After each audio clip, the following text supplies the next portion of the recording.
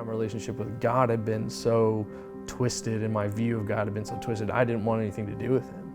I was running as fast as I could away from all that. Even when I try to do the right thing, even when I try to get help, I can't even do that right. And it's like, I just break everything I touch.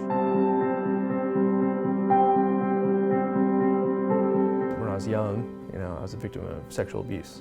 That being paired with kind of being raised by wonderful parents who are amazing Christian people, I have two opposing ideals being taught to me, one that's truth and one that's not. I didn't want to deal with it, didn't want to cope with it, so I just suppressed all that. I started using unhealthy habits, started like a teenage years, just typical. I started drinking and smoking weed all the time just to deal with that stuff.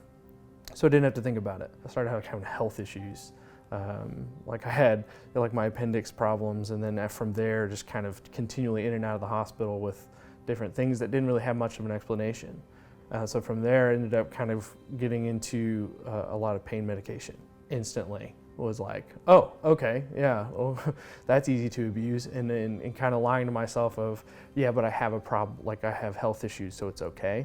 And so the abuse kind of started dwelling into that and just kind of affected every area of my life. And so I got into a program that helps you get off of those things, and it's like a medical program, and it helped me get away from the opiates. But in that, my mental health, all the things I had been suppressed started coming forward, and I was not prepared for any of that, because for the last 10 years or so, I had done nothing but suppress those things. One night, I was talking with someone, and it just broke down, and I broke. My brain broke. I couldn't function. I couldn't speak for about 2 weeks, and then when I started speaking, I started stuttering for months after that. I was having nightmares, waking up in the floor of my closet, just curled up, and I couldn't do anything. I couldn't function at all. I sought out, help for that in the form of psychiatry and counseling, and the psychiatrist immediately goes towards medication, and they put me on stuff for anxiety and depression, and immediately with my addictive personality, I go, okay, yeah, this helps me not feel anything. So of course, let's just do that, because that's easier than dealing with it. It was like a whirlwind, really, just of destruction.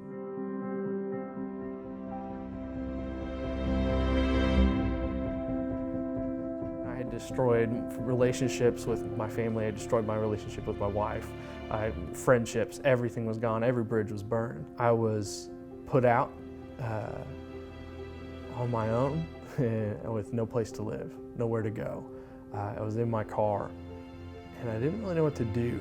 It was the first time in my life I didn't really have anybody I could rely on or reach out to and lean on and all that, and I was forced to kind of confront this thing I've been avoiding for my whole life. And so I was sitting in my car just going, it's inevitable, I'm just gonna, we're gonna die, this is how it's gonna happen. And I get a call from a friend that I hadn't really been in touch with very much. He's the only friend I've really had that ever dealt with addiction in his life. He calls me, and so I answer the phone, and he's like, hey, what are you doing? And I said, man, this is what's going on. And I just laid it all out, and I hadn't seen him in a while, and he was like, look, come to my house. I pull in, he helps me, takes me in, and he's like, look, I'll help you get on your feet, we'll figure this out. We found a connection with a place called John 3:16 Ministries, which is they call it a spiritual boot camp for men with addictions. And I started working through it. It's 6 months to a year, so I was like, all right, long term, I get it. So I'm gonna do what I need to do, because I'm finally ready to figure out, I was willing to figure out what to do. I had some men there that really spoke into me and were able to kind of help me correct, I guess is the right way to put it, the viewpoints I had on God and His nature. And I was able to take some time disconnected from the world to really get at the heart of the issue, which was my abuse, which was driving all these things in my life. And God started revealing some things to me, and I finally was able to kind of get a real relationship with the Lord. I realized, and I came to know the God that was shown to me, revealed to me since a very young age, but I just never knew him. He was there the whole time, and God's faithful, right? And so after this journey, it's just I start getting out of the way. That's the biggest problem. I was in my own way because it was all about me. God's been putting this purpose in my life now, and he comes and he says, all right, I want you to pursue ministry.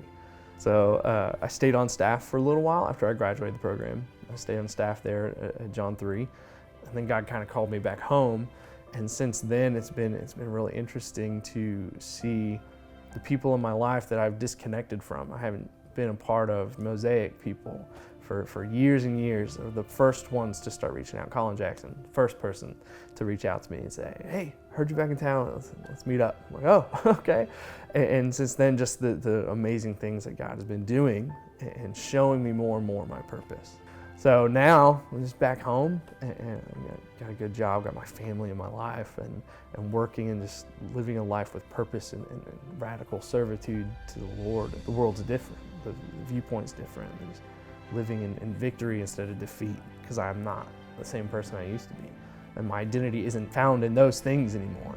My identity is found in Christ and who he says I am. And my heart just it all boils down to, I just want to help those who are lost. I want to help those who are lost find the answer, find purpose, find their identity.